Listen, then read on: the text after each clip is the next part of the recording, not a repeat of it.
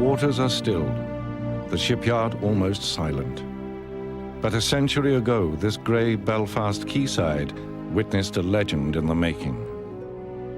This was the birthplace of the most famous ship the world has ever seen, Titanic.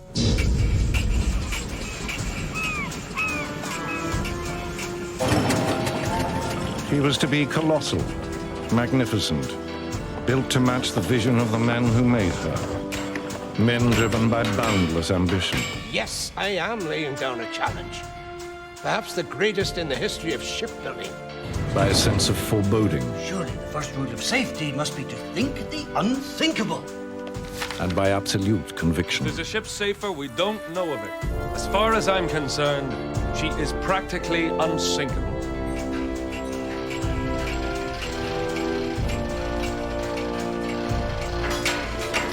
But the true forgotten Titanic story is that of the workers who built the world's most luxurious ship with their bare hands. It's a story of violence and high political drama, of despair and tragedy, and of shame. Titanic, 5 years in the making, sank in less than 3 hours. 1,500 died. Among them, a handful of the shipyard men who brought her to life. This is the untold story of those men and their ship.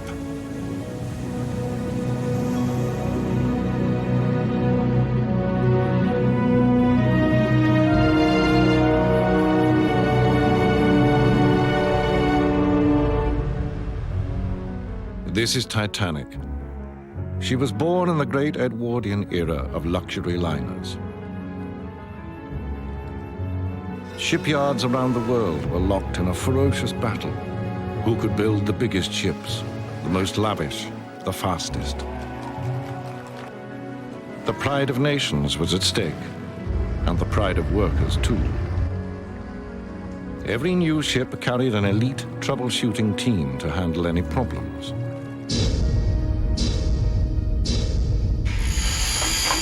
Titanic was no different. Her troubleshooters were called the Guarantee Group. Just 8 ship workers from 14,000 who would sail on her maiden voyage.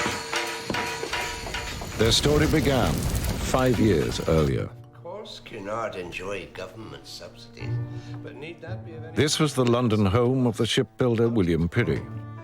That night, he was entertaining another shipping Their magnate. every attempt at competition is no more than an act of vanity.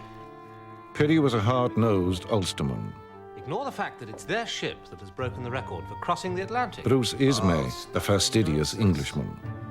As owner of the White Star shipping line, Ismay faced a challenge. His rivals, Cunard, were building new, fast liners. And as I've always said, Bruce, speed isn't everything.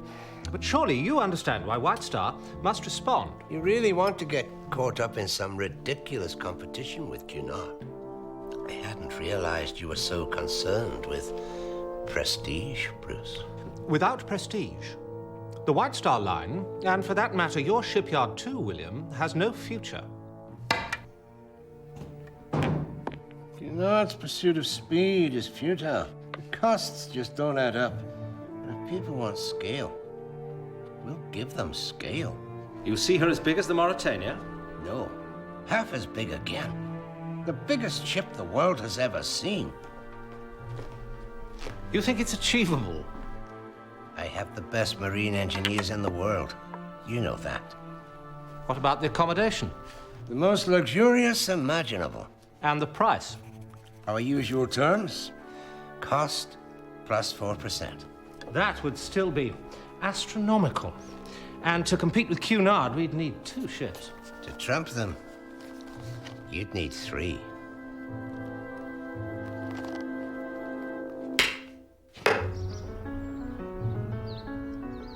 The deal was made in Belgravia, but it was Belfast where Titanic would be built.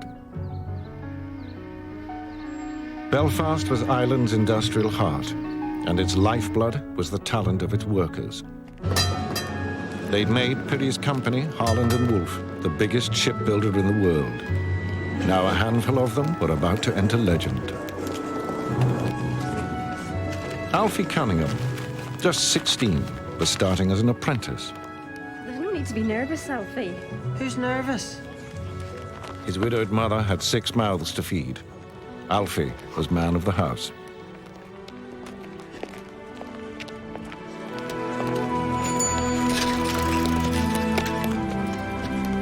Artie Frost, 33 years old, was moving up in the yard. That hat, Artie. Away. Foreman fitter, a change of status. Morning.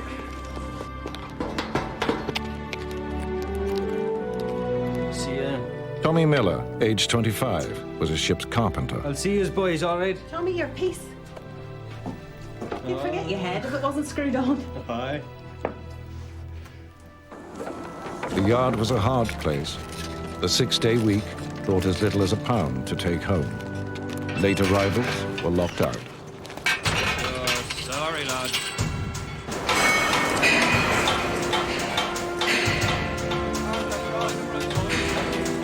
Discipline was the foreman's job. Everyone a god in a bowler hat. A word from the foreman could mean either a job for life or no job at all. Mr. Frost! Mr. Frost! I know my name, son, and you'd be. Alfred Cunningham, sir. Starting today, eh? Yes, sir. Apprentice better.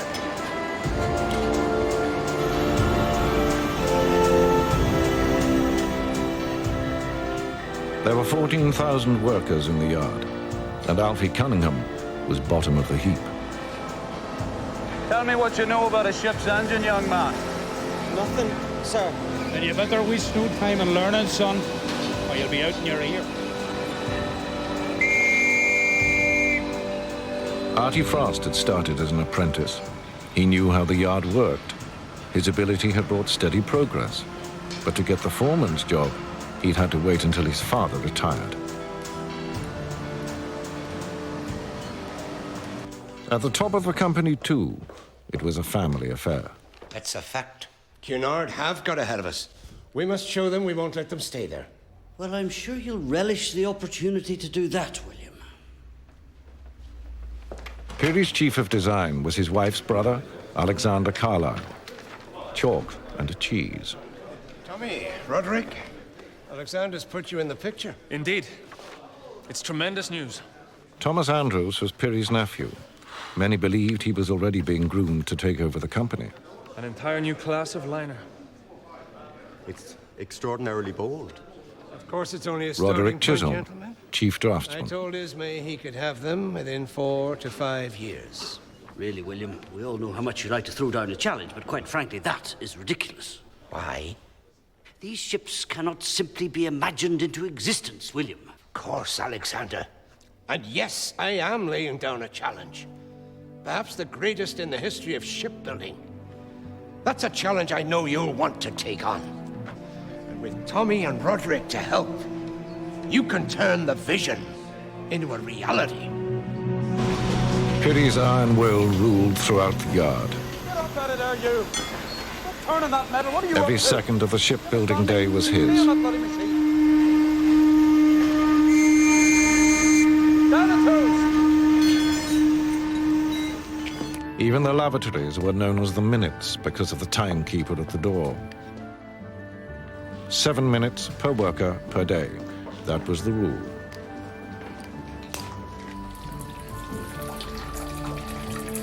First day in the yard, aye? Aye. Oh, come on, laddie. It's the welcome every new boy gets. Get his chargers! Keep out of this, Flaherty! Said, leave him be!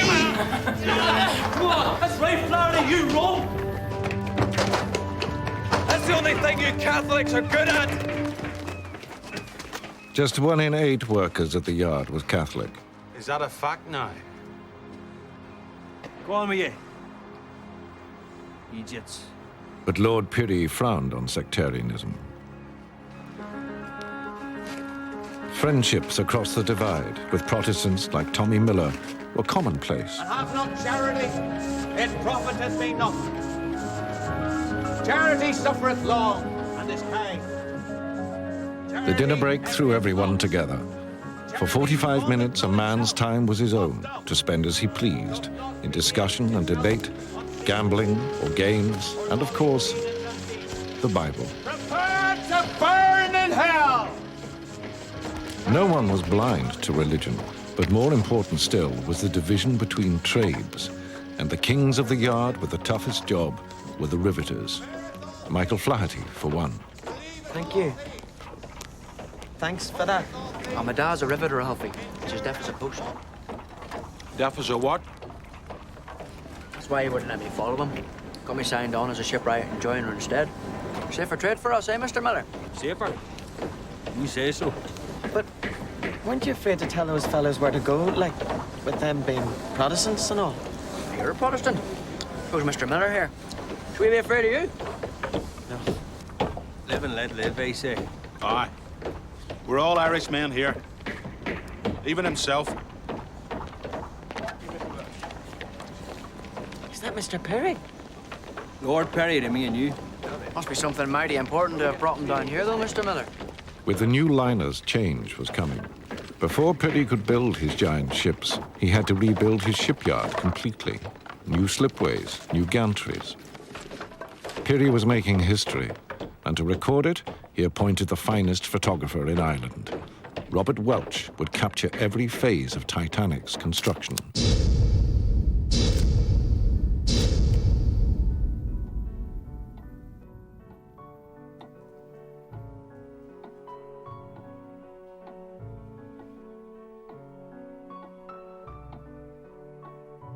Titanic had begun with a gentleman's agreement. A year on, there was still nothing in writing. Everything depended on Bruce Ismay. Well, it's got 4 funnels. Correct.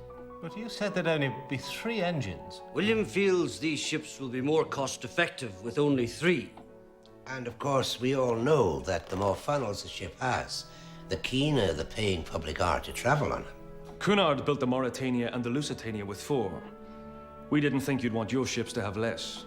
So 1 funnel is an ornament? Correct, sir.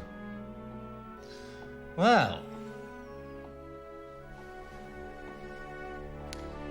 I think she's magnificent.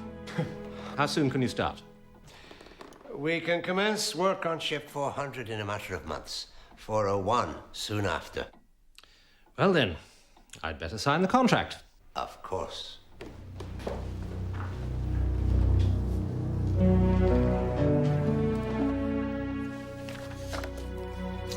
Now, they'll need names. We can't keep calling them ships 400 and 401. Surely, since 400 is the first in the class, we must call her Olympic. Agreed. And 401? She's your ship, Bruce. William, you know your classics. Olympus was home to the Greek gods, that's true, but what of their great rivals, the Titans? Giants, every one of them. Olympic's partner should surely be Titanic. Very good. Titanic it is, then. Was ever a ship more appropriately named? Olympic and Titanic. In Pirrie's eyes, these giant liners would usher in an age of boundless prosperity. What could possibly go wrong?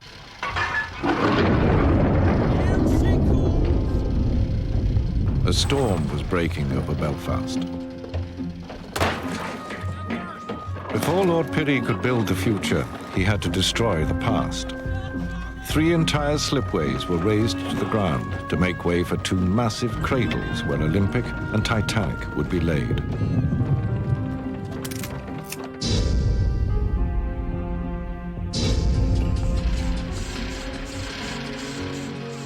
Out of the chaos, Pirrie's vision began to take shape.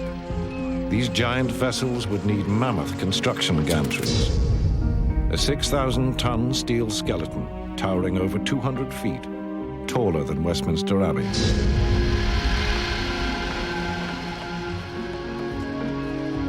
At its heart was an intricate system of mobile cranes, designed to reach every part of the ships beneath. Pirrie had promised the biggest ships the world had ever seen. It was for the design team to deliver them. They were led by Alexander Carlyle. But it was Pirrie whose word was final. For him, Olympic and Titanic would confirm Harland and Wolff as the world's greatest shipbuilder.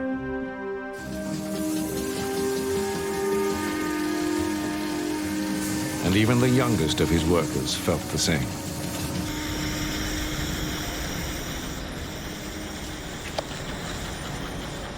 What's that face about? The Olympic? What about the Olympic? You know they're laying down our keel tomorrow. Aye. Our gang's only being sent to do the shore in on her. So what? Oh, come on, Alfie. She's gonna be famous all over the world. So is Titanic. And Mr. Frost says our crew's gonna be fitting Titanic's engines. Well, Olympic's gonna be built first. So what? Just the ship that matters. My arse. She is too. Olympic's gonna be the ship that everyone talks about. Aye. Right. First to start building, first to be launched, first to cross the Atlantic. Titanic's going to be a mighty ship that no one remembers. The yard was full of expectation. The new gantries waiting for the ships to rise within them, and a handful of workers hardly daring to dream they might yet sail on.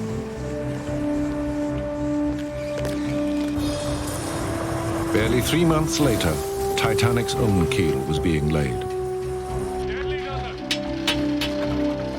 A gigantic steel spine to support her 880-foot length. The keel plate stood the height of a man, easily reached by the 7-ton riveting machines suspended from the gantry. The wooden blocks beneath were carefully angled, ready for the eventual launch.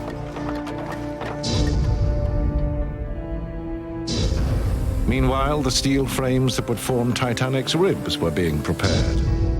In the molding loft, a room the size of a football pitch, full-scale cross-sections of the ship were drawn in chalk, and the steel work that would give her shape was bent to match. One by one, the 300 frames of the hull were reared into place.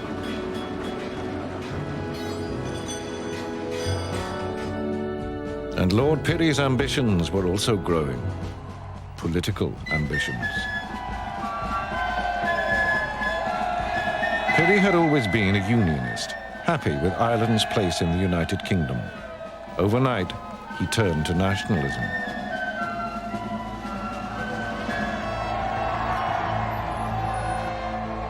Ireland would prosper more, he argued, free from rule by London. Many Irishmen shared this vision. They called it Home Rule. But Pirrie was playing with fire. Those against Home Rule included many of his own workers. As Titanic took shape, a rift was developing in the shipyard.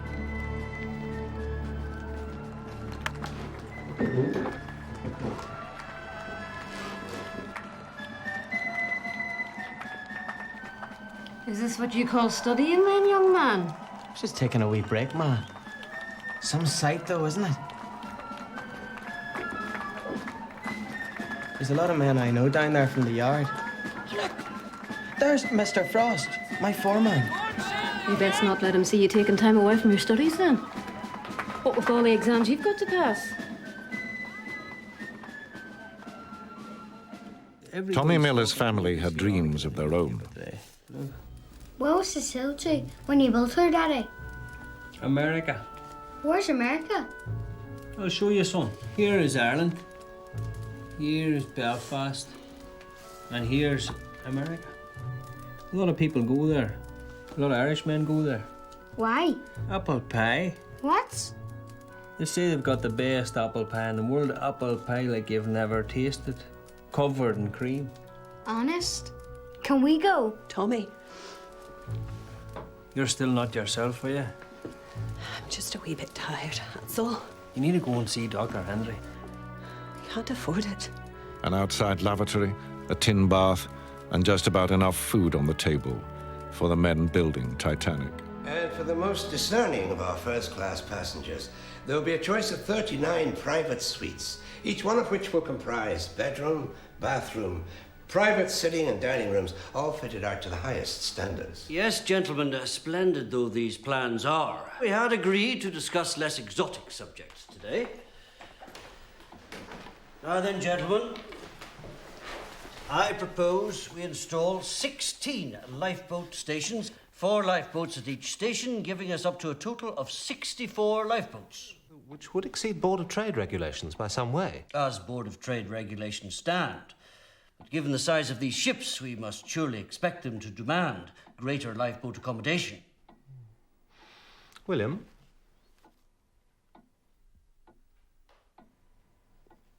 I'm sure it's best to prepare for all eventualities. Now, if we look at the first-class lounge, the Palace of Versailles.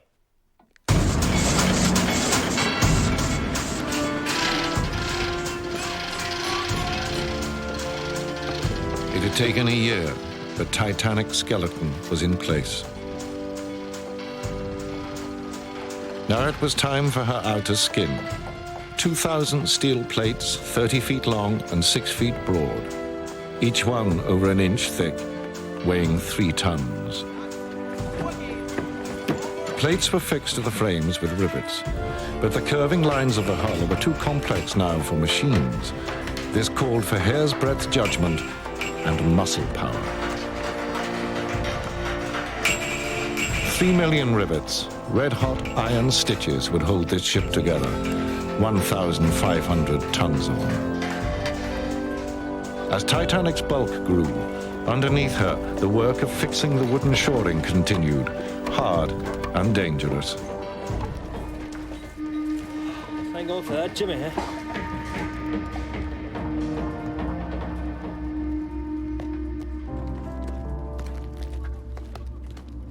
Beneath the activity, there was unease. The rift over Home Rule was growing. The fiercest opposition came from the Orange Order.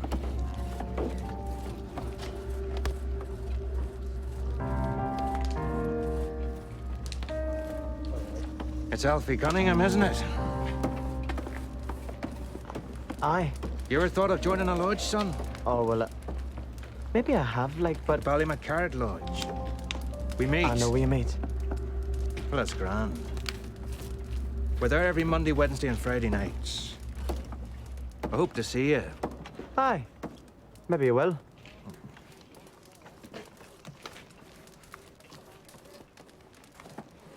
You wouldn't. Wouldn't what? Go to an Orange Lodge meeting? Who said? What an idiot you'd look in a sash and a bowler hat, banging a stupid great drum. Get lost, Flaherty, Come would on, you? can't you take a joke?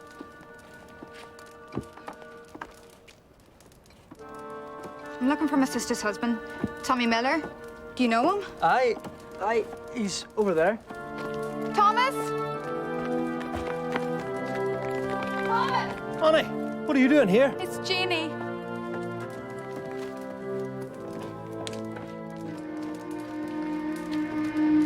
The tide in Tommy Miller's life was turning. I found her on the kitchen floor. Dr. Henry says it's rheumatic fever. Is it bad, Doctor? Before antibiotics, rheumatic fever was common. The result, almost certainly, would be heart disease.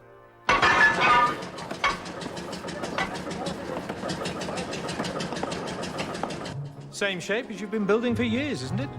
But much Francis bigger. Carruthers, the representative from the Board of Trade, charged with ensuring safety standards. Oh, yes, I'm not disputing the size. They're colossal. But the hydrodynamics haven't changed at all. Long and narrow in beam. Which is why they're known as the Greyhounds of the Sea. Or coffin ships, as your rivals refer to them. No time for joking, Mr. Carruthers. We're here to discuss safety, not aesthetics. And these discussions, a year before Titanic's launch, would be critical. They would determine who would live, who would die, and they would cost the lives of 2 of the men in that room. What would happen if she were in a collision? And were to behold as a result? Well, I think I can fairly say that our new bulkhead door system is both revolutionary and unique. The damaged area will be completely sealed from the rest of the vessel, hermetically sealed. In theory, she should stay afloat no matter what the damage. The ship is, in a real sense, her own lifeboat. Nonetheless, I see you've allowed for 16 lifeboats? 16. I have made allowance for a great deal more than 16. But 16 will meet the legal requirements exactly. Lord Pirrie knows that. He has spoken directly to you? Well, yes. The provision of lifeboats, the entire design, is my responsibility.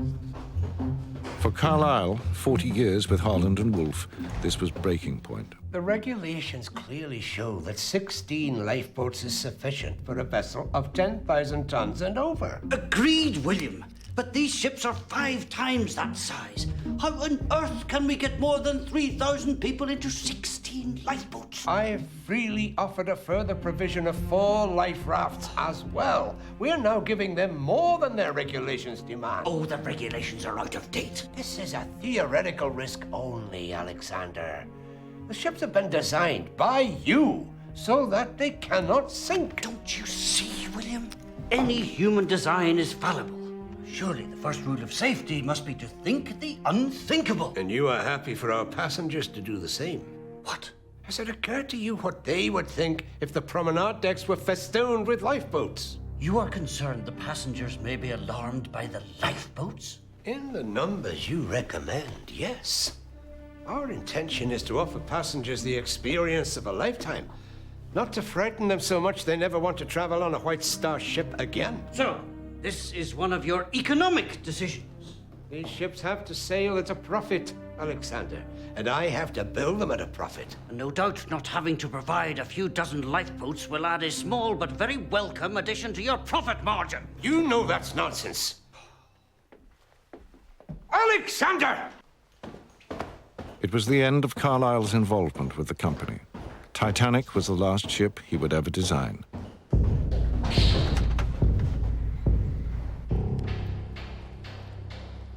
Titanic would need a new chief designer.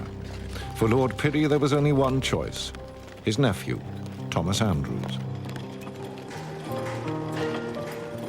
In the spring of that year, 1910, Halley's Comet was visible in the night skies throughout Europe. Some say it was there when Andrews took his wife, Helen, pregnant with their firstborn, to show off his new liner. She's my ship now, Helen. Titanic and Thomas Andrews would be inseparable to the very end.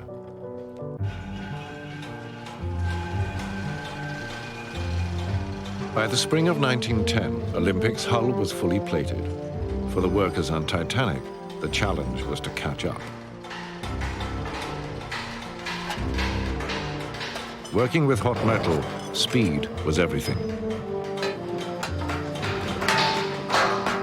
The riveters were paid on piece rate. The faster they worked, the more they earned. Danger was always close by.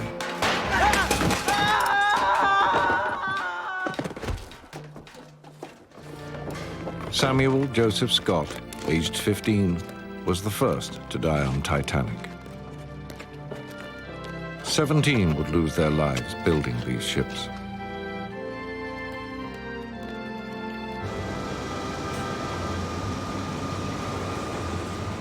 Alfie Cunningham was starting work on Titanic's boilers. Theirs was the heartbeat that would pump 30,000 horsepower to the engines. 29 boilers, fed by 159 furnaces, burning over 600 tons of coal each day. The boilers dwarfed the men who built them, but Titanic was designed for efficiency.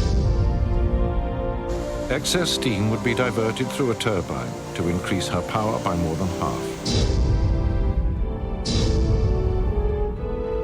And this is where all that energy would be driven, to the giant manganese bronze propellers. A central one of 22 tons, flanked by 2 more, 38 tons each, and 4 times the height of a man. It was these that would drive Titanic through the Atlantic swell, but that was still 2 years away. First, a 200-ton floating crane was needed to lower the engines and boilers into Titanic. A German company was supervising the crane's construction. But as the monster grew, so the rows began. And I'm telling you, bonehead, if you want us up there, you can whistle. The Belfast men were deeply suspicious of the Germans. The lads reckon it's none too safe up there, and they might have a point. The way they see it, it's a German crane. Let them risk their own necks. See, a lot of the boys are convinced they're spies. Come here to steal the secrets of our new ships, sell them to our competitors. No one was better equipped to tackle the problem than the chief draftsman, Roderick Chisholm. His way with words would eventually win him a place on Titanic. Roddy Chisholm had worked his way into management from the shop floor.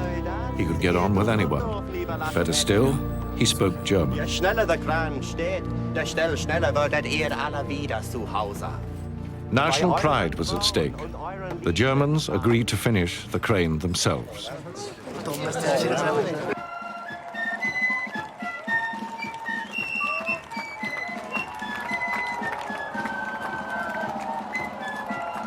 For young men, these were stirring times. Patriotism and religion were to be celebrated.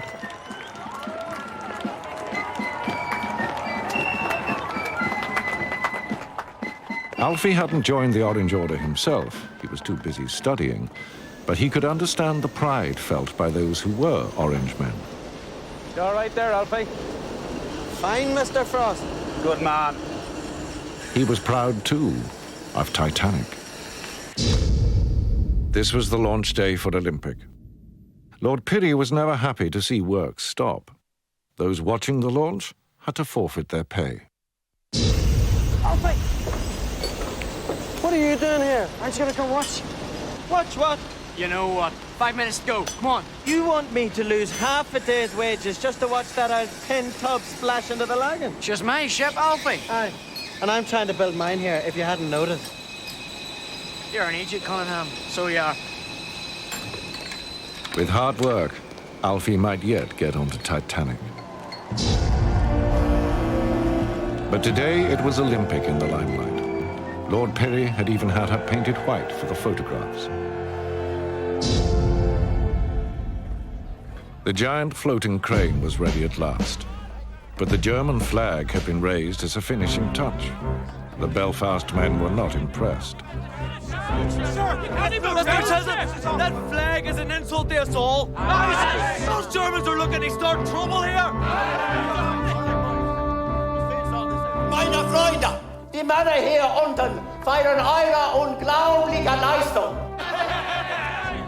Euer Mut und euer Geschick sind uns allen ein Beispiel. Vielen Dank! You tell him to get that rag down, or we'll rip it down!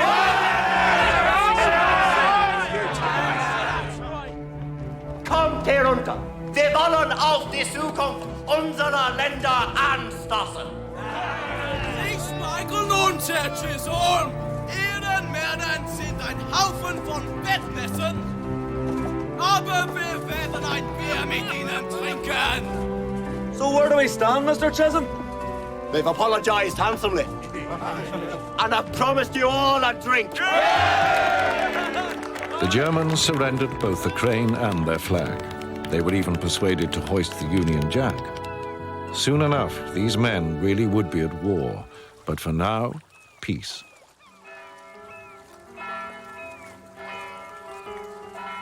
What's this called here? 6 days a week, noise from the yard echoed across Belfast. On Sundays, it stopped. That's when the men brought their families to admire their work. Now, would you call that a funnel or not? You could fit a tram car in it. Imagine the size of the engine I'm having to build. As needs a funnel that size to take away the smoke.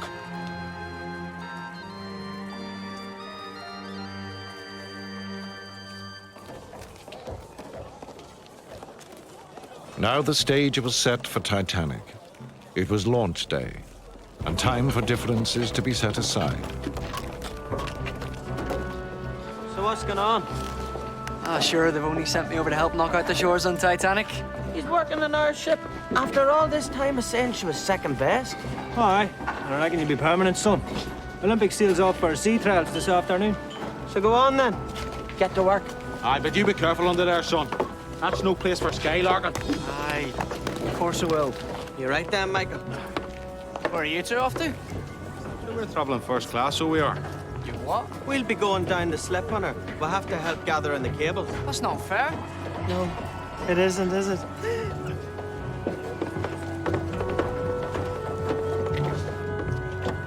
A last inspection for Piri and Ismay.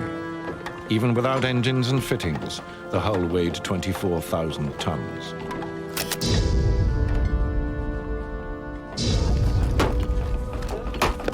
As the timber props were knocked away, her full weight settled onto the sliding way.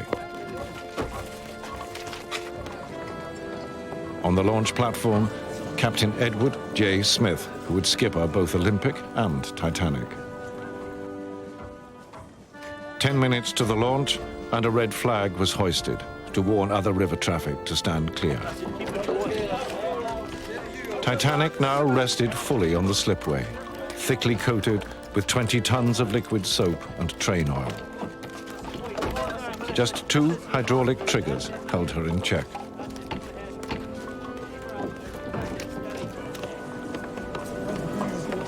There would be no champagne, no ceremonial naming for Titanic. That was not the White Star way. A simple command was enough. Release the triggers!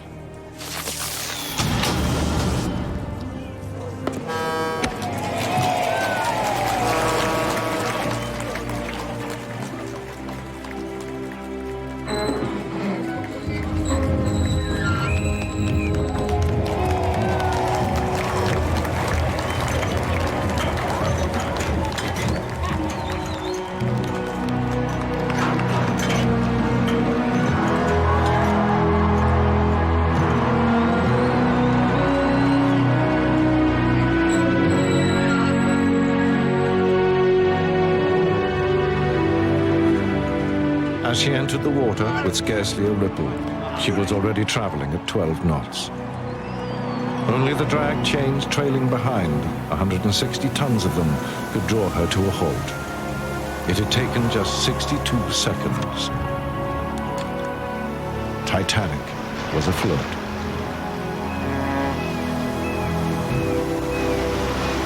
Nothing could check the chain of events that would follow now. And it would destroy the life of the very man who had brought Titanic into being. The slipways were empty for the first time in over 2 years. Titanic was in the water. She was still an empty shell, waiting for carpenters, engineers, and painters to transform her into a liner.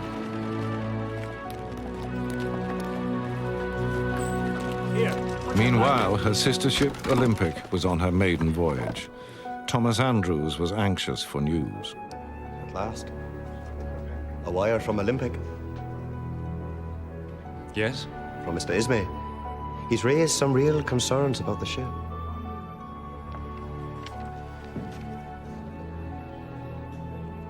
The springs and the mattresses are too soft, and there's a lack of cigarette holders in the WCs.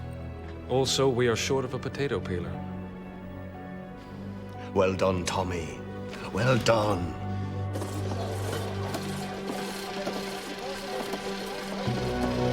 But even as Titanic's slipway was being cleared, there was another forewarning of tragedy to come. Look out! Get this off, Laurie! Get to the office, tell them we need an ambulance! James Dobbin, aged 43, was fatally injured by falling timbers. He died the next day.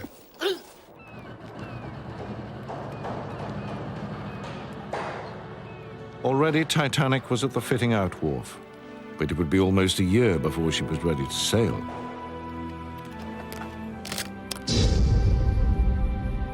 Funnels and boilers, decking and lighting, furnishings, fittings and paintings, all had to be put into place.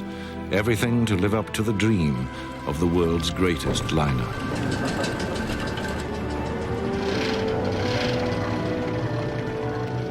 And in that year, the guarantee group would be chosen too.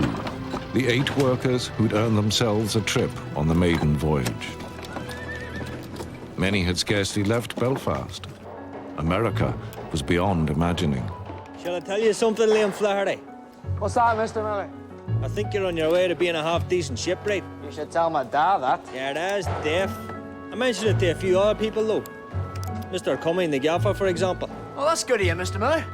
I might have done you a bigger favour than you think. Why's that? He's been asked by Mr. Andrews to recommend a shipwright and an apprentice to go on Titanic's maiden voyage. You don't mean he's thinking of recommending you and me? Thinking of is as far as it goes at the moment, Liam. Every day counted to complete Titanic. Piri could not afford distractions. There must be no let-up coming. None at all. I understand. But there was no escaping the bitterness in the yard. Ireland was heading for political crisis.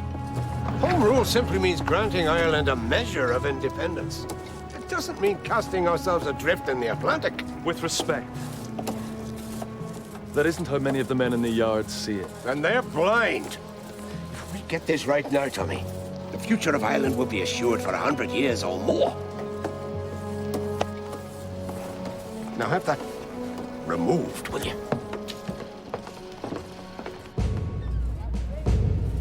The time has come. Not just to stand up and proclaim our loyalty. Most of Piri's workers were against home rule.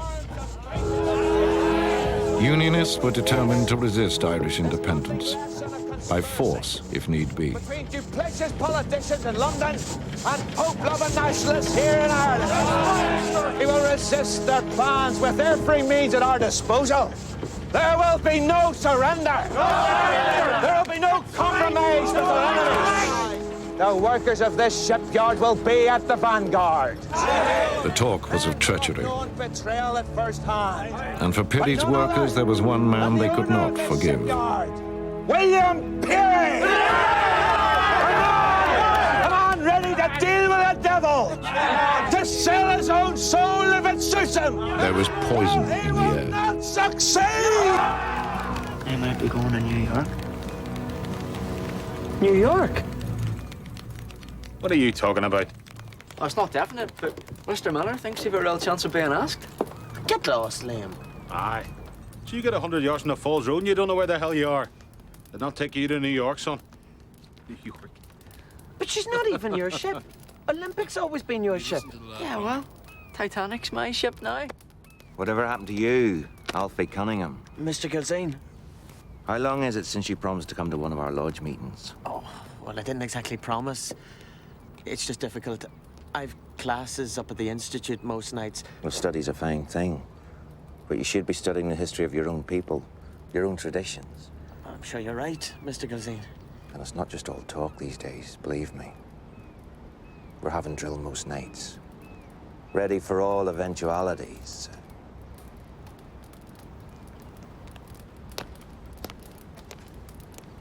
Who does he think he is? Drill. There's a lot of that going on at the lodges these days. There's talk they'll be getting rifles. Aye, it's madness. Why? Some of us want this kingdom to stay united. There's a lot of Irishmen who don't want home rule. So you're gonna fight too? I haven't said that. Start a civil war. We don't want to start any war. We just want to stay loyal to our country. You're starting to sound more and more like your man, Gilzine. Full of shite.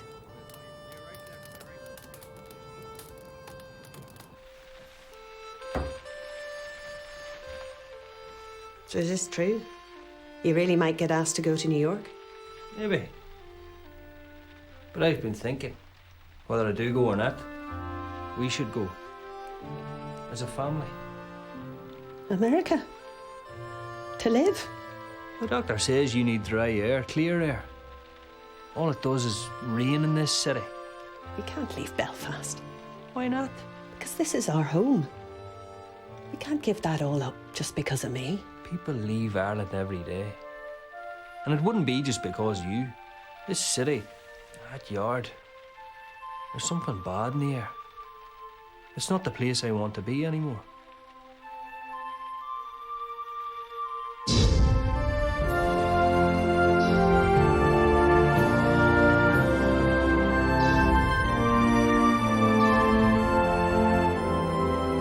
Only on Titanic now did the real world seem far away.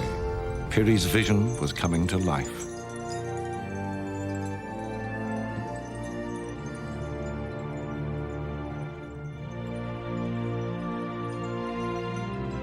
To those who'd built her, Titanic had turned into a ship of dreams. Would you look at her, Alfie? Titanic's magnificent. Did we really build all this? You, me, and one or two more. She didn't build herself, that's for sure. But isn't she grand? Solid. Like she's always been here. And always will be. Maybe she's too good for the likes of us now, though. Eh, Liam? Then, disaster. Titanic's sister ship, Olympic, was holed in a collision with a Royal Navy cruiser, HMS Hawke. The impact was felt back in Belfast, because the man responsible was the skipper who would soon also command Titanic, Captain Smith. The captain of HMS Hawke, quite simply, got too close and lost control. The concern now was that these liners were monster ships, too big to be handled safely. And it's plain from the photographs which vessel came off worse. Titanic's builders were past masters at handling the press. That Olympic comfortably survived the collision. Consider what would have happened to any other vessel which had suffered such severe damage. Say the Mauritania. As water flooded in, her poor crewmen would have scurried around frantically trying to close the doors between all her separate compartments and stem the flow. A vain endeavor. But we at Harland and Wolff, gentlemen, have introduced automatic watertight doors. A simple flick of the switch suffices to seal the entire ship and render her safe. Much had been made of the watertight doors, a design that Harland and Wolff had actually borrowed from a German rival. What was undeniable was that they worked. As soon as water is detected in the ship, an electric switch is automatically thrown, causing all the bulkhead doors throughout the ship to close at once. Mr. Frost. I should come to this side of the door, Mr. Green, or you may get very wet. There we are, home and dry. You see? With her automatic doors in place, Olympic had stayed afloat, even with two compartments completely flooded. So this, in your view, makes the ship what? Unsinkable? Captain Smith had long argued exactly that. I cannot conceive of any vital disaster happening to this vessel. Modern shipping has simply gone beyond that. Look, if there's a ship safer, we don't know of it. As far as I'm concerned, she is practically unsinkable. Practically unsinkable was the phrase used to sell Titanic. To most people, it meant simply that Titanic was safe. The fact that her sister ship had survived a collision with a cruiser only reinforced that. Titanic's completion schedule had been critically hit. One of her propeller shafts was now needed to repair Olympic. Lord Pirrie pushed the date of Titanic's sailing back into April 1912. A fatal move. By then, the melting ice pack would lie directly in her path. Pirrie was on a collision course of his own, bent on home rule, come what may. He intended to stage a rally in the heart of Belfast. His choice of speaker would outrage his opponents. It has to be Mr. Churchill, Margaret. You know they'll hate you for it. We'll make them see the error of their ways. Winston Churchill, the Lord of the Admiralty, was a hate figure for Ulster loyalists. Like Pirrie, he had a unionist pedigree. He too was seen as a traitor. Keep it coming. Good man. Just drop it in there. Easy does it. Ulster's future was in the balance, but Titanic, at last, was in dry dock. Unionists or not, for some workers, it was finishing the ship that mattered. Mr. Frost! What? You know how there's always a bunch of fellas sent with a ship on its maiden voyage? The Guarantee Group? Aye. I have a pal who reckons he might be chosen. Is that a fact now? Aye.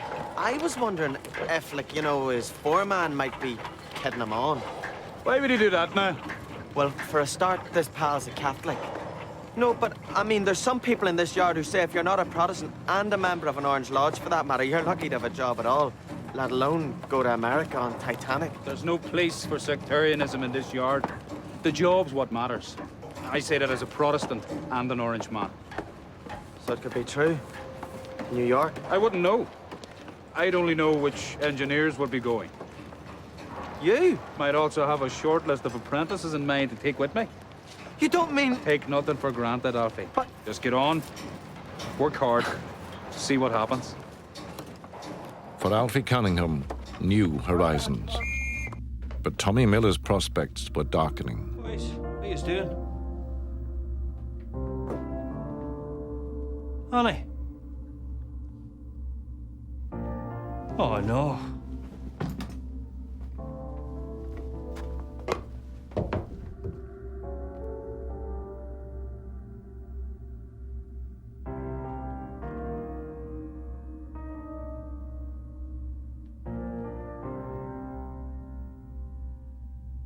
Jeannie Miller was just 32 when she died.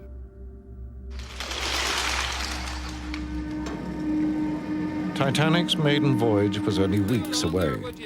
The guarantee group was on everyone's mind. You're lying. I am not. Maybe we'll both get to go to New York. Or maybe he's just stringing you along. Mr. Frost knows I'm good at my job. And you're a prod like he is. What's that got to do with it? Do your chances any harm, will it? What do you mean? Are you saying Mr. Frost is a bigot? Of course I'm not. Then why'd you say it? It was a joke, Alfie. No, it wasn't. Alfie, I know Arthur Frost's not a bigot. I shouldn't have said anything. Aye, well, you did. What's all this? They're searching us, aren't they? Searches were routine, but the Loyalists were preparing to fight with whatever came to hand. Sure, he meant no harm, fella. Rivets had stitched Titanic together. They also made lethal ammunition. As Perry prepared to welcome Churchill, the mood in Belfast was ugly. 10,000 troops had been drafted in. Margaret, if I thought it would come to this, I'm not sure that I'd have... Even the threat of violence is a disgrace, William. It's an attempt to stifle free speech. You'll not let them succeed. I most certainly will not. Perry and Churchill found themselves facing the full fury of the Unionists.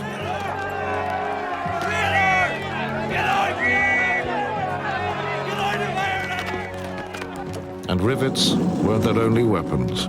There were guns on the streets.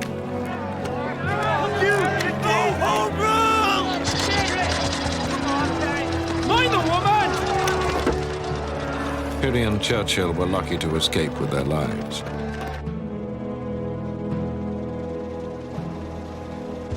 Perry had never been bettered in any confrontation, but that day changed everything.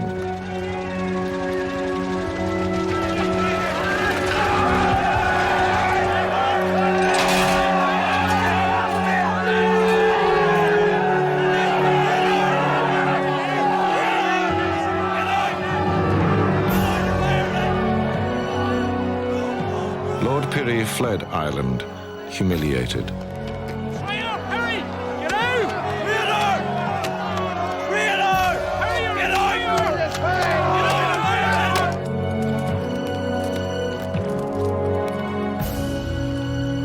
The man who had conceived Titanic, the greatest shipbuilder in the world, would never see her again.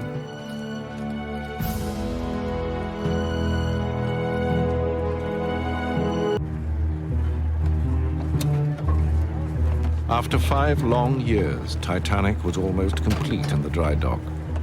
But with Lord Perry's departure, all order had gone. It was no longer safe if you didn't belong. Excuse me, what's wrong with you? Show some manners, will you? I don't take any lessons in manners from you, dirty little pig. Hey, get away. You two think you're safe, don't you? Well, not anymore. Perry ran away, in case you didn't hear. All Catholics run away in the end. Perry's not a Catholic. Aye, he's a Catholic lover. Even worse. Come on, son. Leave it. You're better than this.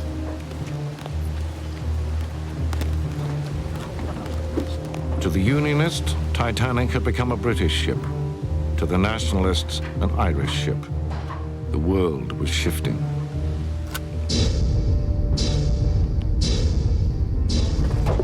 Here, put your back in there.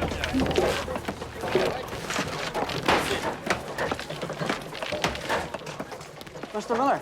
It was about the guarantee group. I still haven't heard anything. Oh, that's all right. Aye, but the thing is, if you're chosen, you'll not be going with me. What? You mean you've heard you're not going? No. I'm giving this job up. Why? This yard. Never did feel safe. But nowadays, I don't know.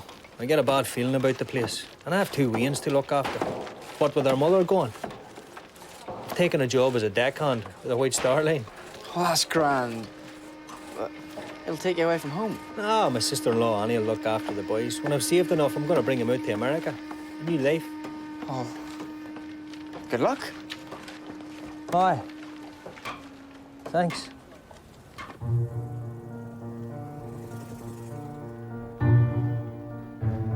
Titanic had been conceived in London's Belgravia.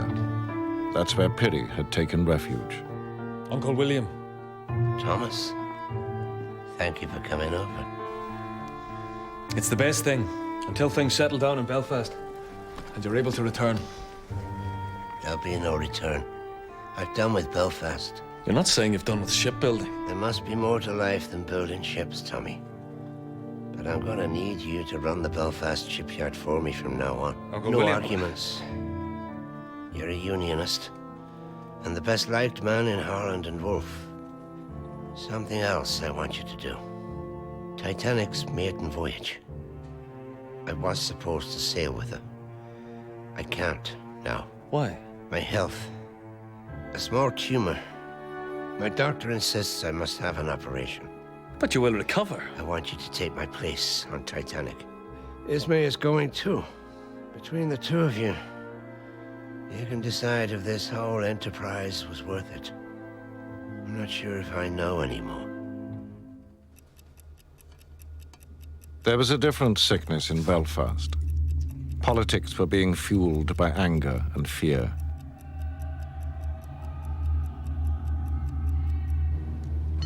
And in the shipyard, there were scores to be settled.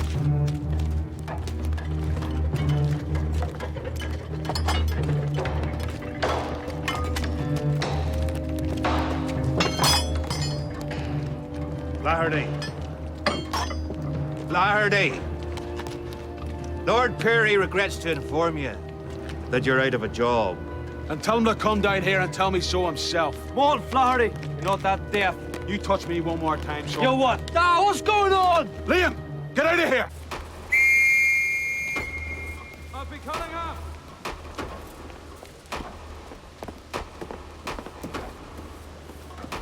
Some news for you. Titanic sails on April 1st. And we're on her. We're in the guarantee group. Go on, boy, just go! What are you doing? Your old man's just been sacked. We're after escorting him from the yard. April Fool's Day. Aye, but it's not a joke. And neither is this. Your pal Liam Flaherty's definitely going with us. Does he know? I doubt it. Where are you going, son?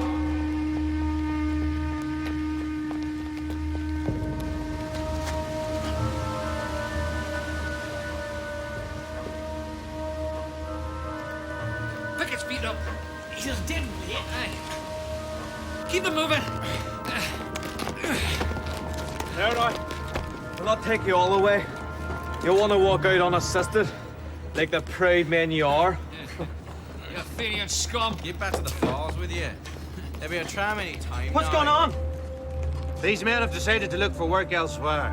What? You've done this to them because they're Catholics. They got what was coming. You make me sick. Come on, son. Come on. You can't let them drive you out like this. That's what I thought. Liam, you can't. You've been picked for the guarantee group. It's definite. We're on Titanic together. Tell them they'll need to get someone else, will you? In the face of bigotry, many friendships were coming to an end. Titanic now was ready to leave the city of her birth and to face her final test. Her sea trials.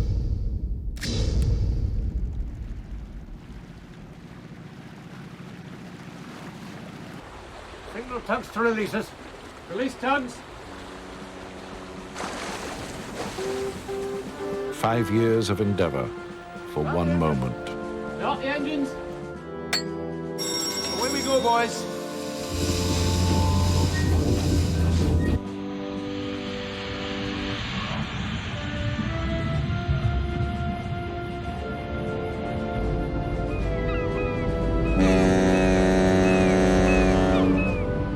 The steam from the boilers drove the main engines at a pressure of over 200 pounds per square inch.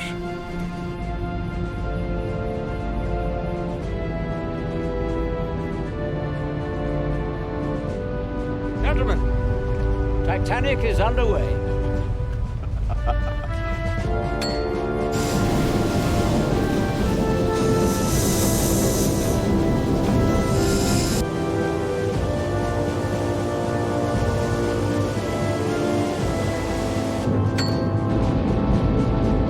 And with her turbine engaging the central propeller, she was brought up to cruising speed.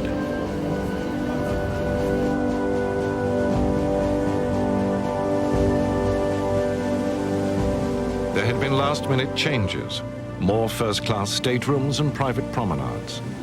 They'd made her heavier, 1,000 tons heavier than her sister ship. At over 46,000 tons, Titanic was now the world's biggest ship. The sea trials were not a formality. Hard to stop it. Hard to stop it. Francis Carruthers from the Board of Trade was on the bridge. In 3 years of construction, he'd inspected Titanic almost 2,000 times. I don't expect her to turn on a sixpence, Captain Smith. Just within reasonable limits. It was for him to sign her safety certificate.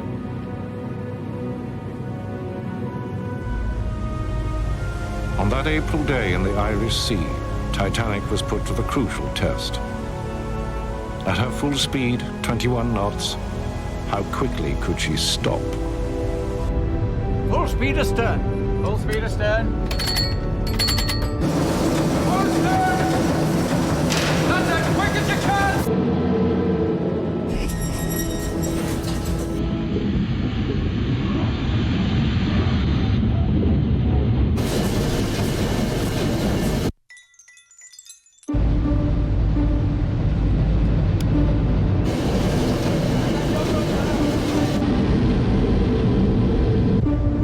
The great ship slowed, the hopes of all who'd built her quickened.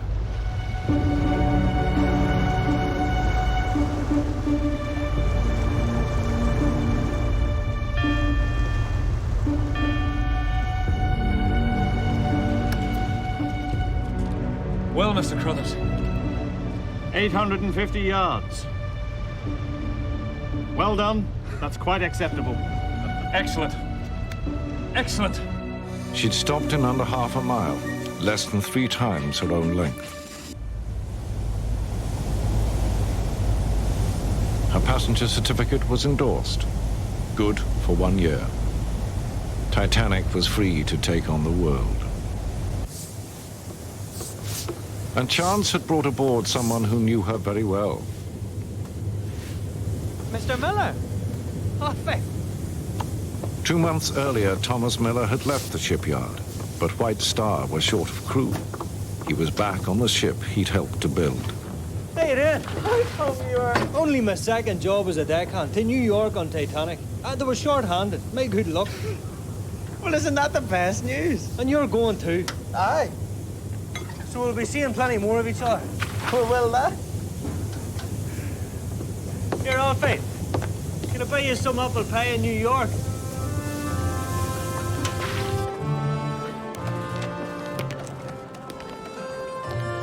With the fading light, Titanic prepared to leave her birthplace for good. And Thomas Andrews gathered his prized guarantee group, the troubleshooting team for the maiden voyage. 8 trusted men, among them Roderick Chisholm. Artie Frost. Look after your mommy for me. Okay. Alfie Cunningham. That Tommy Miller was also there must have seemed a happy accident. They are, boys. A penny each. They're this year's. Don't spend them till I come back. We'll be even richer then. All right. Artie Frost, we know, was sure of promotion on his return. And Alfie's hard work had also paid off. The shipyard had named him Apprentice of the Year. His future was secure. Mr. Welch, goodbye. Goodbye, and good luck. Every man boarded Titanic in hope and expectation. We'll see you in a couple of weeks.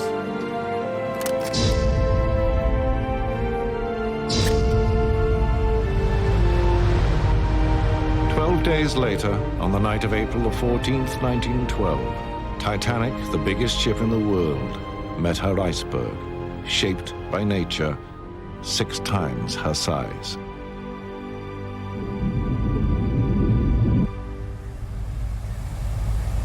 She carried over 2,200 passengers and crew, but lifeboats for only half that number.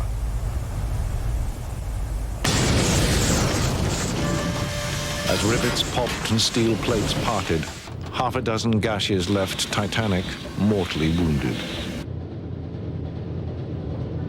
She had been designed to stay afloat with up to 4 compartments flooded. Under the iceberg's impact, 6 sprang open. 5 years in the making, Titanic sank in 2 hours and 40 minutes. Thomas Andrews is said to have helped many to escape. He was last seen alone in first class. Artie Frost was witnessed heading down into the engine room. The body of Roderick Chisholm, chief draftsman, was never recovered. Alfie Cunningham, 21 years old, was reported among the survivors. It was a case of mistaken identity. And Tommy Miller died alongside his former workmates. All of the guarantee group, the men who'd built Titanic, died on board their ship. 1,500 more people died with them.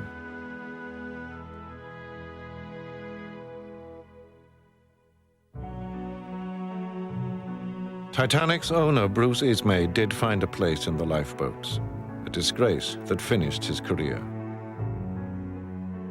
The Titanic inquiry cleared the shipbuilders of blame, but Lord Pirrie's health was broken. He died with his business almost bankrupt. In Belfast, the men who built and sailed on Titanic are remembered by name. Their families still cherish their memories and keepsakes. From Thomas Andrews, a telescope. From Roderick Chisholm, a book presented for Titanic's launch. From Artie Frost, his foreman's whistle and slide rule. And from Tommy Miller, the 2 pennies he gave his children. Don't spend them till I come back.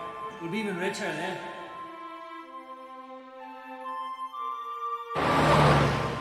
Those who built Titanic believed they stood at the dawn of a new era. Sadly, they were right. Within 2 years, the entire world would be at war. The Edwardian dream was over. But the dreams of the men who brought Titanic to life would never die. They have become part of her legend.